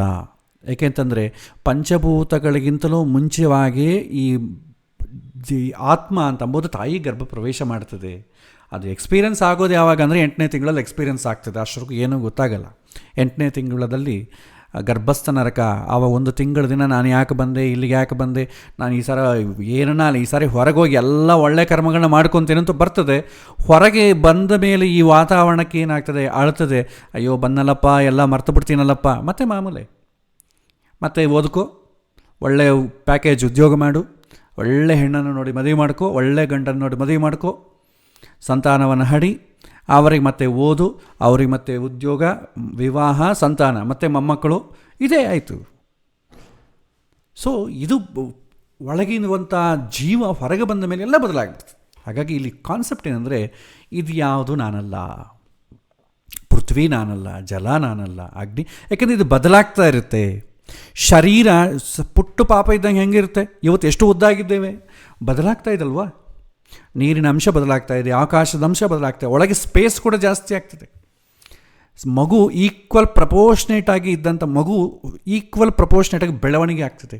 ಸಣ್ಣ ಮಗು ಇದ್ದಾಗ ಸಣ್ಣ ಹಾರ್ಟ್ ಇತ್ತು, ಈಗ ಹಾರ್ಟ್ ಕೂಡ ದೊಡ್ಡದಾಯ್ತಲ್ವ, ಬದಲಾವಣೆ ಇದಲ್ವ. ಟೆಂಪರೇಚರ್ಲ್ಲೂ ಬದಲಾವಣೆ ಇದೆ. ನಾವು ತಗೊಳ್ಳುವಂಥ ಗಾಳಿ, ಸಣ್ಣ ಮಗು ಹೆಚ್ಚು ಗಾಳಿ ತಗೊಳ್ಳಲ್ಲ, ದೊಡ್ಡವರಾದ ಮೇಲೆ ಗಾಳಿ ಬದಲಾವಣೆ ಆಗ್ತದೆ. ಒಳಗಿಂತ ಸ್ಪೇಸ್ ಅದು ಬದಲಾಗ್ತದೆ. ಇದು ಯಾವುದು ನಾನಲ್ಲ. ಏಕೆಂತಂದರೆ ನಾನು ಬದಲಾಗೋದಿಲ್ಲ. ಬದಲಾಗೋದು ಹೆಚ್ಚಿನ ದಿನ ಇರೋದಿಲ್ಲ. ಪ್ರಕೃತಿ ಬದಲಾಗ್ತಾನೇ ಇರುತ್ತೆ. ಇವತ್ತಿದ್ದಂಥ ಪ್ರಕೃತಿ ನಾಳೆಗಿಲ್ಲ. ಸೊ ನಾನು ಅಂತಂಬೋದು ರಿಕಗ್ನೈಸ್ ಮಾಡೋದು ಹೇಗೆ ಬದಲಾದರೆ? ನಾನು ನಿಜವಾಗಿ ನನ್ನ ರೂಪ ಯಾವುದು ಗೊತ್ತಾಗೋದಿಲ್ಲ. ಇದು 14ನೇ ಬೇಲಿ, ಕೊನೆಯದಾಗಿ ಬೇಲಿ ಶ್ರದ್ಧೆ ಬೇಲಿ. ಈ 15 ಬೇಲಿಗಳ ಮುರ್ಕೊಂಡು ಹೊರಗೆ ಬಂದ್ರೇ 16ನೇದು ಜೀವ ಗೊತ್ತಾಗ್ತದೆ. 16ನೇದು ಜೀವ, ಅದನ್ನು ಐಡೆಂಟಿಫೈ ಮಾಡ್ತಾನೆ. 17ನೇದು ವೇದಗಳು, ಜ್ಞಾನ. 18ನೇದು ಭಗವಂತ. ನಾವು ಈಗ ಒಂದನ್ನು ಮುರಿದೇ ಹೊರಗೆ ಬರೋಕ್ಕಾಗ್ತಾ ಇಲ್ಲ, ಇನ್ನು ಭಗವಂತನನ್ನು ಕಂಡು ಹಿಡಿಯೋದು ಹೆಂಗೆ? ಭಗವಂತ ಅಂತಂಬ ತುಂಬ ದೊಡ್ಡ ಚೈತನ್ಯ ವಸ್ತು, ಅದನ್ನು ತಿಳ್ಕೊಳ್ಳೋದು ಹೇಗೆ? ಎಕ್ಸ್ಪೀರಿಯನ್ಸ್ ಆಗೋದು ಹೇಗೆ? ಸೊ ಇಲ್ಲಿ ಈ ಶ್ರದ್ಧೆ ಬೇಲೆ ಅಂತಂಬುದೇನಿದೆ 15ನೇದು, ಇದು ಇದು ನಮಗೆ ಕಾಣೋದು ತುಂಬ ಔಟರ್ ಮೋಸ್ಟ್, ಇದು ತುಂಬ ಪ್ರಚಂಡವಾಗಿರುತ್ತೆ. ಅಂದರೆ ಶ್ರದ್ಧೆ ಅಂದರೆ ನಮ್ಮ ನಂಬಿಕೆ. ಈಗ ನನ್ನ ನಂಬಿಕೆ ಏನು? ಸೊ ನನ್ನ ನಂಬಿಕೆ ಪ್ರಕಾರ ನನ್ನ ಅನಿಸಿಕೆಗಳೆಲ್ಲ ಈ ಜನ್ಮಕ್ಕೆ, ಬರೋ ಜನ್ಮಕ್ಕೆ ಇಲ್ಲ. ನಮ್ಮಲ್ಲಿ ಈಗ ಒಂದು ಮೂಮೆಂಟ್ ಇದಲ್ವ, ಸನಾತನ ಧರ್ಮ ಮೂಮೆಂಟ್ ಅಂತ ಕರೀತಾರೆ. ಅದು ಆ ಶಬ್ದದ ಅರ್ಥವೇ ಬೇರೆ, ನಾವು ತೆಗೆದುಕೊಳ್ಳೋದೇ ಬೇರೆ. ನಾವು ಹಿಂದೂಗಳಿಗೆ ಸನಾತನ ಧರ್ಮ ಅಂತ ಅಂತೇವೆ. ಸೊ ನಮ್ಮ ಧರ್ಮವನ್ನು ನಾವು ಉಳಿಸಬೇಕು, ಒಬ್ಬೊಬ್ಬರು ಹಿಂದೂಗಳು 10 ಜನನ ಹಡೀರಿ, ನಮ್ಮ ಜಾಸ್ತಿ ಆಗಬೇಕು, ತುಂಬ ಹಿಂದೂಗಳು ಕಡಿಮೆ ಆಗ್ತಾ ಇದ್ದಾರೆ ಅಂತ ಒಂದು ವರ್ಗವಾದ. ಸೊ ಇನ್ನೊಂದು ವರ್ಗ ಏನಾಗ್ತದೆ, ಇಲ್ಲ ಹಿಂದೂಗಳ ಡಾಮಿನೇಷನ್ ಜಾಸ್ತಿ ಆಗ್ತಾ ಇದೆ, ನಾವು ನಮ್ಮ ಪರಂಪರೆ ಉಳಿಸಿಕೊಳ್ಳಬೇಕು ಅಂತ ಮುಸ್ಲಿಮರು ಒಂದು ಕಡೆ, ಆದಷ್ಟು ಜಾಸ್ತಿ ಕನ್ವರ್ಟ್ ಮಾಡಬೇಕು ಅಂತ ಕ್ರಿಶ್ಚಿಯಾನಿಟಿ ಒಂದು ಕಡೆ. ಸೊ ಒಬ್ಬೊಬ್ಬರು ಅನಿಸಿಕೆ ಒಂದೊಂತಾರೆ. ಸರಿ, ಚೆನ್ನಾಗಿದೆ, ಆಲೋಚನೆ ಮಾಡಿದರೆ ಈ ಜನ್ಮದಲ್ಲಿ ನಾನು ಹಿಂದೂ ಆಗಿದ್ದೇನೆ, ಅದರಲ್ಲೂ ಬ್ರಾಹ್ಮಣನಾಗಿದ್ದೇನೆ, ಅದರಲ್ಲೂ ಸೋ ಕ್ಯಾಟಗರಿ ABC ಮಠ ಯಾವುದೋ ಒಂದು ಇರ್ತದಲ್ಲ, ABC ಮಠಕ್ಕೆ ಸಂಬಂಧಪಟ್ಟವನಾಗಿದ್ದೇನೆ. ಬರೋ ಜನ್ಮದಲ್ಲಿ ಸಾಧ್ಯವೋ? ಇದು ಹಿಂಗೆ ಆಗಲಿಕ್ಕೆ ಸಾಧ್ಯ ಆಗ್ತದ? ಸೊ ಈ ರೀತಿ ನಮಗೆ ಆಲೋಚನೆಗಳು ಬರುತ್ತೆ. ಸೊ ಅದಕ್ಕೆ ನಾವೇನು ಮಾಡಬೇಕು, ಈ ಜನ್ಮದಲ್ಲಿ ಯಾವ ಮಠದಲ್ಲಿ ಯಾವ ಮತದಲ್ಲಿ ಹುಟ್ಟಿದ್ದೀನೋ ಬರೋ ಜನ್ಮದಲ್ಲಿ ಅಲ್ಲೇ ಹುಟ್ಟಲಿಕ್ಕೆ ಸಾಧ್ಯ ಉಂಟೋ? ಹಿಂದೆ ಅಫ್ಘಾನಿಸ್ತಾನದಲ್ಲಿ ಒಂದು ಪಾಪ ಯಾವುದೋ ಒಂದು ಹಿಂದೂ ದೇವಾಲಯ, ಐ ಥಿಂಕ್ ಬುದ್ಧಿಸ್ಟ್ ಅಂತ ಕರಿತೀವಿ, ಒಂದು ಬುದ್ಧ ವಿಗ್ರಹ ಇತ್ತು. ಮುಸ್ಲಿಮರೆಲ್ಲ ಸೇರಿ ಅದನ್ನು ಹೊಡೆದ್ರು, ಇದು ನಮ್ಮ ಧರ್ಮಕ್ಕೆ ಎಗೈನಿಸ್ಟ್ ಇದು ಅಂತ ಹೊಡೆದ್ರು. ಅವನು ಹಿಂದಿನ ಜನ್ಮದಲ್ಲಿ ಅವನೇ ಆ ಬುದ್ಧನ ಪ್ರತಿಮೆಯನ್ನು ಕಟ್ಟಿಸಿರ್ಬೋದು, ಅವನೇ ಹೊಡೆದಾಕಿದ. ಈ ಜನ್ಮದಲ್ಲಿ ನಾವು ಮುಸ್ಲಿಮರನ್ನು ಬೈತೇವೆ, ನಾವು ಬರೋ ಜನ್ಮದಲ್ಲಿ ಮುಸ್ಲಿಮರಾದ್ರೆ ಏನು ಮಾಡ್ತೀರಿ? ಅವಾಗ ಯಾವ ಧರ್ಮವನ್ನು ನಿಮ್ಮ ಅನುಭವ, ಶ್ರದ್ಧೆ ಏನಾಯಿತು, ನಿಮ್ಮ ನಂಬಿಕೆ ಏನಾಯಿತು? ಹೋಯಿತು. ನಮ್ಮ ನಂಬಿಕೆಗಳು ಕೂಡ ಟೆಂಪರರಿ. ನಾವು ಯಾವುದೋ ಒಂದು ಮತಕ್ಕೆ ಸೇರಿದ್ದೇವೆ, ಆ ಮತದ ಒಂದು ಪ್ರಬೋಧಗಳು, ಯಾವುದೋ ಒಂದು ಮಠಕ್ಕೆ ಸೇರಿದ್ದೇವೆ, ಆ ಮಠಕ್ಕೆ ಸಂಬಂಧಪಟ್ಟ ಪ್ರಬೋಧಗಳು ತುಂಬ ಚೈತನ್ಯವಂತರಾಗಿ ಜಗತ್ತು ಹೀಗಿರಬೇಕು ಹಾಗಿರಬೇಕು ಅಂತ ಪ್ರಚಂಡವಾಗಿ ವಾದಿಸ್ತೇವೆ. ಆದರೆ ಎಷ್ಟು ದಿನ? ಟೆಂಪರರಿ. ನೆಕ್ಸ್ಟು ಇನ್ನೊಂದು ಜನ್ಮ ಯಾವ ಮಠದಲ್ಲಿ ಹುಡ್ತೇವೆ ಗೊತ್ತಿಲ್ಲ. ಭಗವಂತನ ವಿಚಿತ್ರ ಏನಂದರೆ, ನಾವು ಯಾವುದನ್ನು ಹೆಚ್ಚು ದ್ವೇಷ ಮಾಡ್ತೀವೋ ಅದೇ ನಮಗೆ ಸಿಗೋದು. ಯಾಕಂದರೆ ಅನುಭವ ಬರಬೇಕು, ಅದೇ ಅಲ್ವಾ. ಸಣ್ಣ ಮಗು ನನಗೆ ಈ ಕ್ವಶನ್ ತುಂಬ ಕಷ್ಟವಾಗಿದೆ ಸಾರ್ ಅಂತ ಕೇಳ್ತದೆ. ಎಕ್ಸಾಮ್ನಲ್ಲಿ ಟೀಚರ್ ಏನು ಮಾಡ್ತಾರೆ, ಅದೇ ಕ್ವಶನ್ ಕೊಡ್ತಾನೆ. ಯಾಕಂದರೆ ಕಷ್ಟವಾಗಿರೋದು ಕೊಟ್ಟರೆ ಏನಾಗ್ತದೆ, ಪ್ರಯತ್ನ ಮಾಡ್ತಾನೆ ಅಂತ. ದೊಡ್ಡವರು ಕೂಡ ಅಷ್ಟೇ, ಕಷ್ಟವಾದದ್ದು ಸ್ವಲ್ಪ ಶಿಕ್ಷಣೆ ಕೊಡ್ತಾರೆ. ಯಾಕೋ ಇದನ್ನು ಮಾತ್ರ ನಂಗೆ ಕಷ್ಟವಾಯಿತು, ಇಲ್ಲ ಇದನ್ನೇ ಪ್ರಾಕ್ಟೀಸ್ ಮಾಡಿ. ಹಾಗೆ ಭಗವಂತ ಕೂಡ ಅಷ್ಟೇ, ನಾವು ಯಾವ ಮಠವನ್ನು ಜಾಸ್ತಿ ಬೈತೀವೋ ಕೊನೆಗೆ ನಾವಲ್ಲೇ ಹುಟ್ಟಬೇಕಾಗತ್ತೆ. ಯಾಕೆಂದರೆ ಶಿಕ್ಷಣ ಪಡಿಬೇಕಲ್ವ. ದ್ವೇಷ ಮಾಡೋದು ತುಂಬ ಸುಲಭ, ಅನುಭವಿಸೋದು ತುಂಬ ಕಷ್ಟ. ಸರಿಯಾಗಿ ತಿಳಿದುಕೊಳ್ಳಿಲ್ಲ, ಅದ ಕಾರಣ ಇಲ್ಲಿಗೆ ಬಂದು ತಿಳ್ಕೊ ಅಂತ ಹೇಳ್ತಾನೆ ಭಗವಂತ. ಅದಕ್ಕೆ ಯಾರನ್ನೂ ದ್ವೇಷ ಮಾಡಬಾರ್ದು. ಎಲ್ಲ ಮಠಗಳು ಈಕ್ವಲಿ ಇಂಪಾರ್ಟೆಂಟ್. ಆದರೆ ಇದು ಟೆಂಪ್ರರಿ. ಏನು ಮಾಡಬೇಕೀಗ? ಇದು ಟೆಂಪ್ರರಿ ಆದ ಕಾರಣ ನಾವು ಈ ಒಂದು ಇವತ್ತು ಭಗವಂತ ಕೊಟ್ಟಂಥ ಒಂದು ಅವಕಾಶವನ್ನು ಉಪಯೋಗ ಮಾಡಿಕೊಂಡು ನಾವು ಎಲಿವೇಟ್ ಆಗಬೇಕಷ್ಟೇ. 5ನೇ ಕ್ಲಾಸ್ಲಿರ್ತಾನೆ ಹುಡುಗ, 5ನೇ ಕ್ಲಾಸ್ ಸಿಲೆಬಸ್ 6ನೇ ಕ್ಲಾಸಿಗೆ ಬರಲ್ಲ, 6ನೇ ಕ್ಲಾಸ್ ಸಿಲೆಬಸ್ 7ನೇ ಕ್ಲಾಸಿಗೆ ಬರಲ್ಲ. ಆದರೆ ಅಪ್ಡೇಟ್ ಮಾಡಿಕೊಳ್ಬೇಕಾಗತ್ತೆ. ಸಣ್ಣ ಮಗು ಇದ್ದಾಗ ಹಾರ್ಟ್ ಎಲ್ಲಿದೆ ಅಂದರೆ ಟೆಕ್ಸ್ಟ್ ಬುಕ್ ಇದೆ ಅಂತಂತದೆ, ಹಾಗೇ ಓದ್ಕೊಂಡು ಬರ್ತದೆ. ಮೆಡಿಸನ್ಲಿ ಏನು ಮಾಡ್ತಾನೆ, ಹಾರ್ಟು ಇಂತಿಂಥ ಜಾಗದಲ್ಲಿ ಹೀಗೆ ಇಷ್ಟವರೆಗೂ ಅಪ್ಡೇಟ್ ಆಗ್ತಾನೆ. ಆ ಹಾರ್ಟ್ ಒಂದು ಇದೆ ಅಂತ ಅಪ್ಡೇಟ್ ಆಗಲಿಕ್ಕೆ ಸಣ್ಣ ಮಗು ಇದ್ದಾಗ ಹಾರ್ಟ್ ಫಿಗರ್ ನೋಡಿದ್ದಕ್ಕೆ ಪ್ರೇರಣೆಯೇ. ಅದು ತಪ್ಪು ಅಲ್ಲ, ಇದು ಕರೆಕ್ಟು ಅಲ್ಲ. ಹಾಗೆ ನಾವು ಎಲ್ಲಿ ಹುಡ್ತೀವೋ ಅಲ್ಲಿ ನಮ್ಮ ನಂಬಿಕೆಗಳು, ಅನಿಸಿಕೆಗಳು ಎಲ್ಲವನ್ನೂ ತಗೊಂಡು ನಮ್ಮನ್ನು ನಾವು ಎಲಿವೇಟ್ ಮಾಡ್ಕೊಳ್ತೇವೆ. ಇನ್ನೊಬ್ಬರ ಹತ್ರ ಜಡ್ಜ್ ಮಾಡೋದು ಬೇಡ. ಅಸಲು ನಮ್ಮ ಬಗ್ಗೆ ನಾವೇ ಜಡ್ಜ್ ಮಾಡೋಕ್ಕಾಗ್ತಾಯಿಲ್ಲ. ಜೀವ ಒಳಗಿದೆ, ನಾವೇ ಜಡ್ಜ್ ಮಾಡೋಕ್ಕಾಗ್ತಾಯಿಲ್ಲ. ಇನ್ನೊಬ್ಬರನ್ನು ಜಡ್ಜ್ ಮಾಡಲಿಕ್ಕೆ ಹೆಂಗಾಗ್ತದೆ? ನೀ ಹೇಳೋದು ತಪ್ಪು, ಅದೆಲ್ಲ ತಪ್ಪು ಕರೆಕ್ಟು ಅಂತ ಅಂದ್ಕೊಳ್ತಾ ಅಲ್ಲೇ ಕೂತು ಬಿಡ್ತೀವಿ ಅಷ್ಟೇ. ಆಗಲಿ, ನಾನು ತಿಳ್ಕೊಳ್ಳೋದು ಯಾವಾಗ? ಅದಕ್ಕೆ ಯಾರನ್ನೂ ಟೀಕೆ ಮಾಡೋದು ಬೇಡ. ಅವರ ಅಭಿಪ್ರಾಯವನ್ನು ಅವ್ರು ಹೇಳಿದ್ರು, ನೀನು ಆಳವಾಗಿ ಆಲೋಚನೆ ಮಾಡು. ಸರಿ ಅನಿಸಿದ್ರೆ ನೀನು ಅದನ್ನು ಆ್ಯಕ್ಸೆಪ್ಟ್ ಮಾಡಿ ನೀನು ಜೀವನದಲ್ಲಿ ಅಳವಡಿಸ್ಕೋ. ಸರಿ ಅನಿಸ್ಲಿಲ್ಲ, ಅದ್ರ ಬಗ್ಗೆ ನೀನು ಇನ್ಯಾವುದು ಸರಿ ಅಂತ ತಿಳ್ಕೊಳ್ಳೋ ಪ್ರಯತ್ನ ಮಾಡು. ಕಂಡೆಮ್ ಮಾಡಲಿಕ್ಕೆ ಹೋಗಬೇಡ. ಆ ಥರ ಮಾಡಿದ್ರೆ ಮತ್ತೆ ನಾವು ಅಲ್ಲೇ ಹುಟ್ಟಬೇಕಾಗತ್ತೆ. ನಾವು ಯಾರನ್ನ ಜಾಸ್ತಿ ಬೈತೀವೋ ಅವರೊಂದಿಗೆ ಜೀವನ ಮಾಡಬೇಕಾಗತ್ತೆ. ಹಿಂದೆ ಹೇಳಿದ್ವಲ್ಲ ನಾವು ಈ ಜ್ಯೋತಿಷ್ಯ ವಿಭಾಗದಲ್ಲಿ, ನಾವು ಯಾರ ಹತ್ರ ಅದು ಸಾಲ ತೊಗೊಂಡು ಮೋಸ ಮಾಡಿದರೆ ಬರೋ ಜನ್ಮದಲ್ಲಿ ಆ ಸಾಲ ಯಾರಿಗೆ ಮೋಸ ಮಾಡಿದ್ವೋ ಅವನೇ ಮಗನಾಗಿ ಹುಟ್ಟಿ ನಮ್ಮ ದುಡ್ಡೆಲ್ಲವನ್ನು ಕಳಿತಾನೆ ಅಲ್ವಾ. ಸೊ ಹಾಗಾಗಿ ತುಂಬ ಎಚ್ಚರ ವಹಿಸಬೇಕು. ಇಲ್ಲಿ ಪ್ರತಿಯೊಂದು ಈ 15 ಬೇಲಿಗಳಲ್ಲಿ ಯಾವುದು ನಾನಲ್ಲ, ನಾನು ಯಾರು ಅಂತ ಇನ್ನು ಈ ಥರ ಆಲೋಚನೆ ಮಾಡ್ಕೊತ ಹೋದರೆ ನಾನು ಹೆಸರಲ್ಲ, ನನ್ನ ಕೀರ್ತಿಗಳಲ್ಲ ಅಂತಂದ ಮೇಲೆ ಅದಕ್ಕೋಸ್ಕರ ತುಂಬ ಪ್ರಯಾಸ ಪಡೋದು ಬೇಕಾಗಿಲ್ಲ. ಆಸ್ತಿ ಪಾಸ್ತಿಗಳಿಗೋಸ್ಕರ ಪ್ರಯಾಸ ಪಡೋದು ಬೇಕಾಗಿಲ್ಲ. ಕರ್ಮ, ನಾನು ಈ ಜನ್ಮದಲ್ಲಿ ಸಂಧ್ಯಾವಂದನೆ ಮಾಡಿದೆ, ಇನ್ನೊಂದು ಮಾಡಿದೆ, ಯಾವುದೋ ಒಂದು ಕರ್ಮ ಮಾಡಿದೆ, ಬರೋ ಜನ್ಮದಲ್ಲಿ ಬುದ್ಧಿಸಂలో ಹುಟ್ಟಿದೆ ಅಂದ್ಕೊಳ್ಳಿ, ಸಂಧ್ಯಾವಂದನೆ ಮಾಡ್ತೀರಾ? ಮಾಡೋಕ್ಕಾಗಲ್ಲ. ಸೊ ನಾವು ಆಡುವ ಮಾತು, ನಮ್ಮ ಆಡದ ಚಿಂತನೆ ಎಲ್ಲ ಈ ಜನ್ಮಕ್ಕೆ ಸೀಮಿತ, ಬರೋ ಜನ್ಮಕ್ಕೆ ಬರಲ್ಲ. ಈ ಜನ್ಮದಲ್ಲಿ ಈ ಶರೀರಕ್ಕೆ ಬೇಕಾದಷ್ಟು ಎಲ್ಲ ಪ್ರೊವೈಡ್ ಮಾಡ್ತೀನಿ, ಶಕ್ತಿವಂತನಾಗಿ ಮಾಡ್ತೀನಿ. ಏನು ಜಿಮ್ ಮಾಡಿದೆ, ಇನ್ನೊಂದು ಮಾಡಿದೆ, ಶರೀರ ಬಿದ್ದು ಹೋಯಿತು, ನೆಕ್ಸ್ಟ್ ಏನು? ತಿನ್ನುವಂಥ ಆಹಾರ ಪದಾರ್ಥ, ನಾನು ಅದು ತಿನ್ನೋದಿಲ್ಲ, ಇದು ತಿನ್ನೋದಿಲ್ಲ, ಅವರೆಲ್ಲ ನಾನ್ ವೆಜ್ ತಿಂತಾರೆ, ಈ ಥರ ಮಾಡಿದ್ರೆ ಬರೋ ಜನ್ಮ ಅಲ್ಲೇ ಹುಟ್ಟಬೇಕಾಗುತ್ತೆ. ಭಗವಂತ ಈ ಜನ್ಮದಲ್ಲಿ ನಮಗೇನು ಅವಕಾಶ ಕೊಟ್ಟಿದ್ದಾರೆ ಅದನ್ನು ತಿಂದು ನಾವು ಶರೀರವನ್ನು ನಿಂದಿಸಿಟ್ಟುಕೊಂಡು ನಮ್ಮ ಬಂದ ಕೆಲಸ ನೋಡ್ಕೋಬೇಕಷ್ಟೆ. ಅದನ್ನು ನೀವು ಅಪ್ಡೇಟ್ ಮಾಡ್ಕೊಳ್ತಾ ಹೋದ್ರೆ ಏನಾಗುತ್ತೆ, ನಿಮಗೆ ಅದು ಬಂಧಕ್ಕಾಗ್ತದೆ. ಅದೇ ರೀತಿ ಮನಸ್ಸು, ಇಂದ್ರಿಯ, ಪೃಥ್ವಿ, ಜಲ, ಅಗ್ನಿ, ವಾಯು, ಆಕಾಶ, ಕೊನೆಯದಾಗ ನಮ್ಮ ನಂಬಿಕೆ ಅಂತ ಅಂಬೋದಷ್ಟು ಬೇಗ ನಮ್ಮನ್ನು ಬಿಡೋದಿಲ್ಲ. ನಮಗೆ ಗೊತ್ತಿಲ್ಲದರೂ ಕೂಡ ಅದನ್ನು ನಂಬುವಂತೆ ಮಾಡ್ತದೆ. ಮಧ್ವಾಚಾರ್ಯರ ಮಠದಲ್ಲಿ ಹುಟ್ಟಿದ್ದೇನೆ, ನಾನು ತುಂಬ ಶ್ರೇಷ್ಠ. ಮಧ್ವಾಚಾರ್ಯರ ಬಗ್ಗೆ ಒಂದು 5 ನಿಮಿಷ ಮಾತಾಡಪ್ಪ, ಗೊತ್ತಿಲ್ಲ. ಯಾಕೆಂದರೆ ಆನುವಂಶಿಕ ಪ್ರಭಾವ ಅಂತೇವೆ. ನಮ್ಮ ಮೇಲೆ, ಮನಸ್ಸಿನ ಮೇಲೆ 2 ಇರ್ತದೆ, ಒಂದು ಪರಿಸರ ಪ್ರಭಾವ, 2ನೇದು ಆನುವಂಶಿಕ ಪ್ರಭಾವ. ಇದನ್ನೇ ಶ್ರದ್ಧೆ ಅಂತೇವೆ. ಇದು ನಮಗೆ ಗೊತ್ತಿಲ್ಲ ಅಂತಂಬೋ ವಿಷಯ ಕೂಡ ಗೊತ್ತಿಲ್ಲ, ನಮ್ಮನ್ನು ಮರೆಸಿಬಿಡ್ತದೆ. ನಾನು ಗೊತ್ತಿಲ್ಲ ಅಂತ ತಿಳ್ಕೊಂಡಿರ್ತಾನೆ, ನಾನು ತಿಳ್ಕೊಳ್ಳೋಕ್ಕೆ ಏನಾದರೂ ಪ್ರಯತ್ನ ಮಾಡಲಿಕ್ಕೆ. ನಿಂಗೆಲ್ಲ ಗೊತ್ತು ಅಂದ್ಕೊಂಡ್ರೆ ಏನು ಮಾಡೋಕ್ಕಾಗುತ್ತೆ? ಯಾರೋ ಒಬ್ಬನ ಒಂದು ಸ್ಟೇಟ್ಮೆಂಟ್ ಕೊಡ್ತಾನೆ, ಅದು ಕರೆಕ್ಟಾ ತಪ್ಪ ಅಂತ ಜಡ್ಜ್ ಮಾಡ್ತಾ ಇದ್ದೀವಿ ಅಂತಂದರೆ ನನಗೆಲ್ಲ ಗೊತ್ತು ಅಂತಲೇ ಒಪ್ಕೊಂಡಂಗೆ ಅಲ್ವಾ. ಸೊ ಅವ್ರು ಕರೆಕ್ಟೋ ಇಲ್ವೋ ನನಗೆ ಗೊತ್ತಿಲ್ಲ, ಅವ್ರ ಒಪಿನಿಯನ್ ಅವ್ರು ಹೇಳಿದ್ರು, ಇದ್ರ ಬಗ್ಗೆ ನಾನು ವಿಷಯನ ಆಳವಾಗಿ ಆಲೋಚನೆ ಮಾಡೋಣ ಅಂತಿರಬೇಕು. ಇಲ್ಲ ಅವ್ರು ಕರೆಕ್ಟೇ ಹೇಳಿದ್ದಾರೆ ಅಥವಾ ತಪ್ಪು ಹೇಳಿದ್ದಾರೆ ಅಂತ ನೀವು ಜಡ್ಜ್ ಮಾಡಿಬಿಟ್ರೆ ಅಸಲು ನಿಮ್ಮ ಬೆಳವಣಿಗೆ ಮಾಡಲಿಕ್ಕೆ ಆಗೋದಿಲ್ಲ. ಸೊ ಇದು ಪ್ರಾಚೀನರ ಅಭಿಪ್ರಾಯ ಅವ್ರದ್ದು ಹೀಗಿರ್ತಿತ್ತು. ಇದು ಉಪನಿಷತ್ತಲ್ಲಿ ಈ ರೀತಿ ಆಲೋಚನೆ ಮಾಡು, ನಾನು ಅಂದರೆ ಇದು ಯಾವುದೂ ಅಲ್ಲ. ಈ 15 ಬೇಲೆಗಳನ್ನು ತೆರೆದು ಹೊರಗೆ ಬಂದರೆ 16ನೇದಂಥ ಜೀವ ಸಾಕ್ಷಾತ್ಕಾರ ಆಗುತ್ತೆ. ಫಸ್ಟ್ ನಾನೇನಂತೂ ಗೊತ್ತಾಗ್ತದೆ. 17ನೇದು ವೇದ, 18ನೇದು ಭಗವಂತ. ಅಸಲು ಈ 15 ನಮಗೆ ಗೊತ್ತಾ, ಅಸಲು ಇದೇ ಶಾಶ್ವತ ಅಂದ್ಕೊತಾ ಇದ್ದೀವಿ. ಇನ್ನು ಭಗವಂತನ ಬಗ್ಗೆ ನಾವೇನು ಜಡ್ಜ್ ಮಾಡಲಿಕ್ಕಾಗತ್ತೆ? ಏಕೆಂದರೆ ಈ ಜೀವ ಇದರಿಂದ ಹೊರಗೆ ಬಂದಿರ್ತಾನೆ, ಆ ಜೀವ. ಮತ್ತು ನಿಮಗೆ ಮತದ ಕಾನ್ಸೆಪ್ಟ್ ಇದಲ್ವ, ಮತದ ಕಾನ್ಸೆಪ್ಟ್ ಏನು? ಒಂದೊಂದು ಥರ ಹೇಳ್ತದೆ.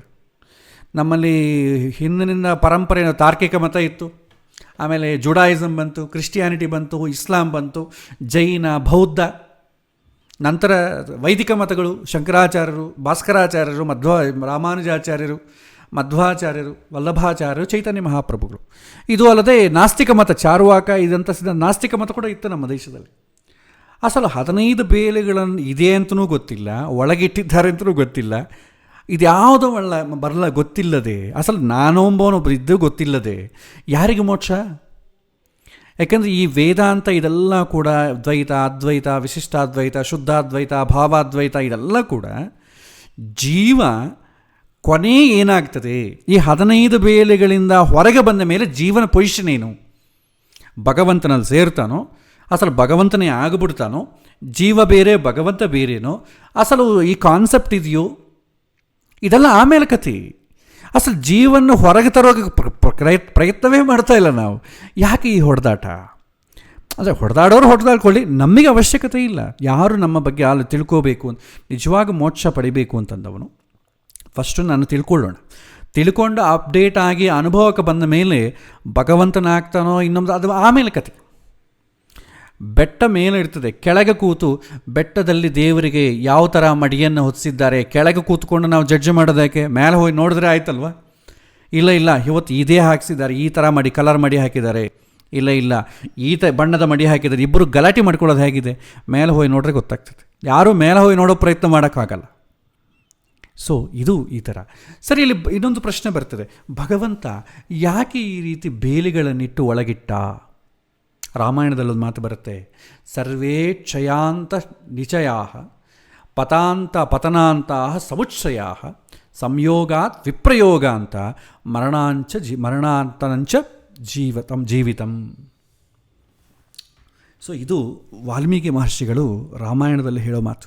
ಸೊ ಇದಕ್ಕೆ ಸಂಕ್ಷಿಪ್ತವಾಗಿ ಸಮಯಾತೀತ ಆಗಿದೆ, ಸಂಕ್ಷಿಪ್ತವಾಗಿ ಹೇಳ್ತೇನೆ, ಮುಂದೆ ಅದರ ಅರ್ಥ ತಿಳ್ಕೊಳ್ಳೋಣ. ಮೇಲೆ ಹತ್ತೋದಕ್ಕೆ, ಕೆಳಗಿಳಿಲಿಕ್ಕೆ. ಮೇಲೆ ಯಾರನ್ನ ಮೇಲೆ ಅಟ್ಟದ ಮೇಲೆ ಹತ್ತಬೇಕು, ಏಣಿಗೆ ಹಾಕ್ಕೊಂಡಿದ್ದಾರೆ, ಏಣಿ ಹಾಕ್ಕೊಂಡು ಲ್ಯಾಡರ್ ಹಾಕ್ಕೊಂಡು ಹತ್ತಾರೆ. ಇಮಿಡಿಯೇಟ್ಲಿ ಲ್ಯಾಡರ್ ತೆಗೆದುಬಿಟ್ಟು ಏನಂತಾರೆ ಅವರು, ಯಾಕೆ ತೆಗೆದಿ ಅಂತಾರೆ. ನೀವು ಮೇಲೆ ಹತ್ತಿ ಆಯ್ತಲ್ಲ, ಮೇಲೆ ಹತ್ತಿದ್ರೆ ಕೆಳಗೆ ಬರೋದು ಬೇಡವಾ? ಮೇಲೆ ಹತ್ತೋದು ಟೆಂಪ್ರರಿ, ಕೆಳಗೆ ಇಳಿಯೋದು ಪರ್ಮನೆಂಟ್. ಅದೇ ರೀತಿ ಎಲ್ಲರೂ ಕೂಡುವುದು ಯಾಕೆ? ಬಿಡೋದಕ್ಕೆ. ಎಲ್ಲರೂ ಫ್ರೆಂಡ್ಸ್ ಎಲ್ಲ ಕೂಡ್ತೇವೆ, ಬೇಕಾದಷ್ಟು ಎಲ್ಲ ಯಾಕೆ, ಕೊನೆಗೆ ಏನಾಗ್ತದೆ, ಬಿಟ್ಟು ಹೋಗಲಿಕ್ಕೆ. ಕೂಡುವುದು ವಿಯೋಗಕ್ಕೋಸ್ಕರವೇ. ಸೊ ನಾವು ಹುಟ್ಟಿದಾಗ ನಾವು ಯಾವ ಗರ್ಭದಿಂದ ಬಂದಿದ್ದೇವೋ ಅದೇ ಗರ್ಭದಲ್ಲಿ ನಮ್ಮ ಜೊತೆ ಇನ್ನೂ 2-3 ಜೀವಗಳು ಬಂದಿರ್ತವೆ. ಅಣ್ಣ, ತಮ್ಮ, ತಂಗಿ ಎಲ್ಲ ಬಂದಿರ್ತಾರೆ. ನಾವು ಇದೆಲ್ಲ ನಂದು, ನಾನೇ ಅಂತ ಅಂದ್ಕೊಡ್ತೇವೆ. ಎಂದೋ ಒಂದಿನ ಅವ್ರು ಬಿಟ್ಟು ಹೋಗ್ತಾರೆ. ತಾಯಿ ಬಿಟ್ಟು ಹೋಗ್ತಾಳೆ, ತಂದೆ ಬಿಟ್ಟು ಹೋಗ್ತಾರೆ, ಬಂಧು ಬಳಗ, ಹೆಂಡತಿ, ಮಕ್ಕಳು ಎಲ್ಲ ಬಿಟ್ಟು ಹೋಗ್ತಾರೆ. ಯಾಕೆ ಅಂದರೆ, ಕೂಡುವುದು ಯಾಕೆ ಅಂದರೆ ಬಿಟ್ಟು ಹೋಗಲಿಕ್ಕೆ. ಅದರಿಂದ ಏನು ಬಂತು ಅಂದರೆ ಅನುಭವ ಬಂತು. ಹುಟ್ಟೋದು ಯಾಕೆ? ಸಾಯಲಿಕ್ಕೆ. ಅಸಲು ಸಾಯೋದೇ ಇಲ್ಲ ಅಂತಂದರೆ ಹುಟ್ಟೆಲ್ಲಿದೆ? ಇಲ್ಲವಲ್ಲ. ಸೊ ಹಾಗಾಗಿ ಮಗು ಹುಟ್ಟೋದು ಈ ಜೀವನ ಕೊನೆಯವರೆಗೂ ಇರೋದು ಟೆಂಪ್ರರಿ, ಸಾಯೋದು ಪರ್ಮನೆಂಟು. ಅದೇ ರೀತಿ ಈ ಭಗವಂತ ಈ ಜೀವವನ್ನು 15 ಬೇರುಗಳ ಒಳಗೆ ಇಡೋದು ಯಾಕೆ? ಹೊರಗೆ ಬರಲಿಕ್ಕೆ. ಒಂದು ಪಾತ್ರೆಯನ್ನು ಮುಚ್ಚೋದು ಯಾಕೆ? ತೆಗಿಲಿಕ್ಕೆ. ತೆಗಿಯೋದ್ರಿಂದ ನಾವು ಮಾತ್ರ ತಿಂತೇವೆ, ಇಲ್ಲದ್ರೆ ಏನಾಗುತ್ತೆ, ಓಪನ್ ಮಾಡಿಟ್ರೆ ಹುಳಗಳು ಬೀಳ್ತವೆ, ಡಸ್ಟ್ ಬೀಳ್ತದೆ, ಮತ್ತು ನಾವು ಅದನ್ನು ಹೆಂಗೆ ತಿನ್ನೋದು? ಸೊ ಅದಕ್ಕೆ ಭಗವಂತ ಆತ್ಮ ತುಂಬ ಪ್ರೀಷಿಯಸ್, ತುಂಬ ಅಮೂಲ್ಯವಾದ ವಸ್ತು ಆದ ಕಾರಣ ಅದನ್ನು ಭಗವಂತ ಒಳಗೆ ಇಡ್ತಾನೆ. ಒಳಗಿಟ್ಟು ಹೊರಗೆ ಬಾ, ಒಂದೊಂದಾಗಿ ತಿಳ್ಕೊಂಡು ಹೊರಗೆ ಬಾ. ಯಾಕೆಂದರೆ ನಾವು ಫೆನ್ಸಿಂಗ್ ಹಾಕೋದು ಯಾಕೆ ಅಂತಂದರೆ ನಾವು ಮಾತ್ರ ಒಳಗೆ ಹೋಗಲಿಕ್ಕೆ, ಬೇರೆ ಯಾರು ಹೋಗಬಾರ್ದು. ಅಸಲು ನಾವು ಕೂಡ ಹೊರಗೆ ಹೋಗಬಾರ್ದು. ನೀನು ಫೆನ್ಸಿಂಗ್ ಹಾಕೋದು ಯಾಕೆ? ಈ 15 ಬೇಲಿಗಳು ಭಗವಂತ ಇಡೋದು ಯಾಕೆ ಅಂತಂದರೆ ಒಂದೊಂದಾಗಿ ನೀನು ಓಪನ್ ಮಾಡ್ಕೊಂಡು ಹೊರಗೆ ಬಾ ಅಂತ ಹೇಳಲಿಕ್ಕೆ. ಅಸಲು ನಮಗೆ ಬೇಲಿ ಹಾಕಿದ್ದೀರಂತಲೂ ಗೊತ್ತಿಲ್ಲ, ಅದಕ್ಕೊಂದು ಬೀಗಿದೆ ಅಂತ ಗೊತ್ತಿಲ್ಲ, ಒಳಗೆ ಕೂತ್ಬಿಟ್ರೆ ಏನಾಗ್ತದೆ? ಇದೇ ಸುಖ, ಕೂಟಸ್ಥ ಮಂಡೂಕಗಳಾಗಿ ಕೂಡ್ತೇವೆ. ಇದೇ ಜೀವನ. ಸೊ ಆತ್ಮ ಅಂತಂದರೆ ನಾವು ಶೋಧನೆ ಮಾಡಿ ಇಷ್ಟು ತನಕ ಬರ್ಬೋದು. ಆ ನಂತರ ಈ 15 ಬೇಲಿಗಳ ನಂತರವೇ ನಿಮಗೆ ಫಸ್ಟ್ ನಾನು ಅಂದರೆ ಯಾವುದು ಗೊತ್ತಾಗ್ತದೆ. ಆವಾಗ ನಾನು ಭಗವಂತನ ಒಳಗೆ ಸೇರ್ತೀನ, ಭಗವಂತನ ಪಕ್ಕದಲ್ಲಿ ಕೂತ್ಕೋತೀನ. ಅಸಲು ನನ್ನ ಸಂಬಂಧ ಭಗವಂತನ ಸಂಬಂಧ ಹೇಗೆ? ಫಸ್ಟ್ ನಾನು ಗೊತ್ತಾದರೆ ತಾನೇ ಭಗವಂತನ ಬಗ್ಗೆ ಗೊತ್ತಾಗೋದು. ಭಗವಂತ 18ನೇದು, ನಾವಿನ್ನು 15 ಬೇಲಿಗಳ ಒಳಗೆ ಕೂತಿದ್ದೀವಿ.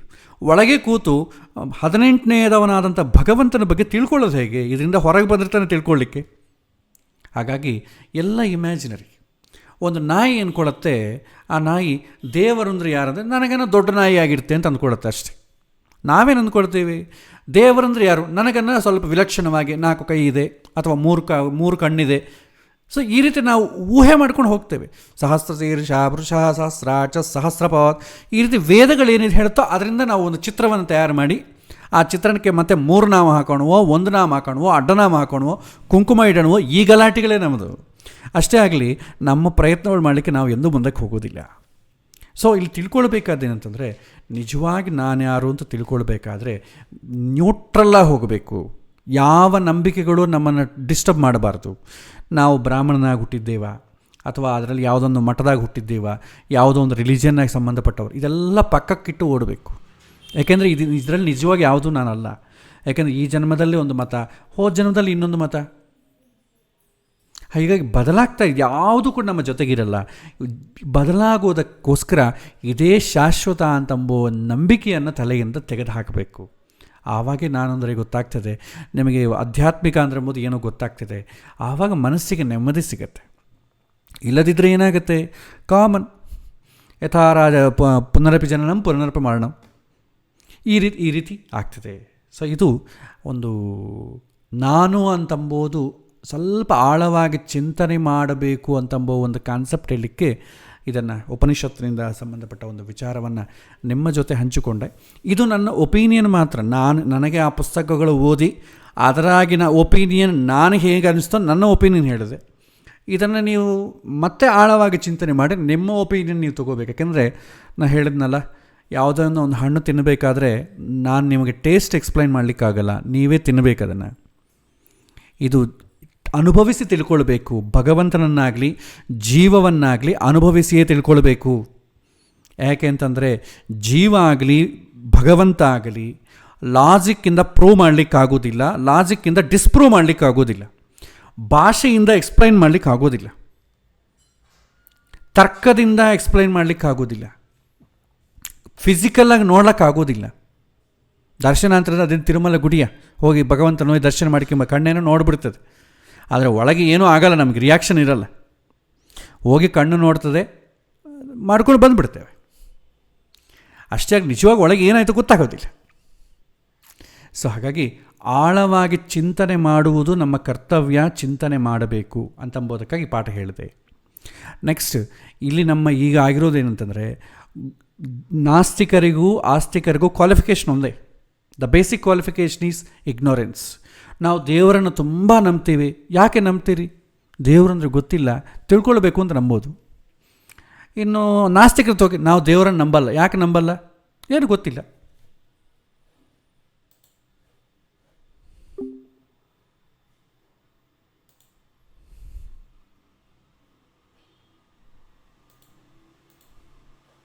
ಒಂದು ನಿಮಿಷ, ಡಿಸ್ಕನೆಕ್ಟ್ ಆದಂಗಿದೆ.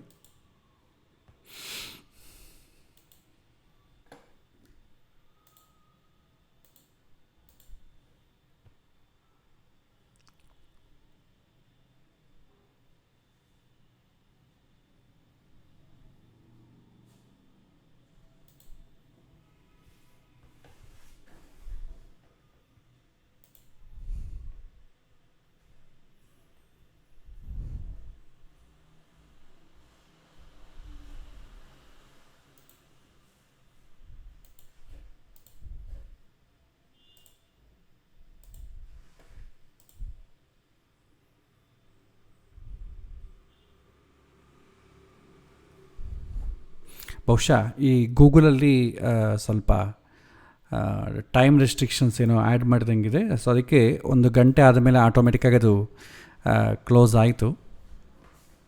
1 ನಿಮಿಷ, ನಾನು ಮತ್ತೆ ರೀಕನೆಕ್ಟ್ ಮಾಡಲಿಕ್ಕೆ ಪ್ರಯತ್ನ ಮಾಡ್ತೇನೆ.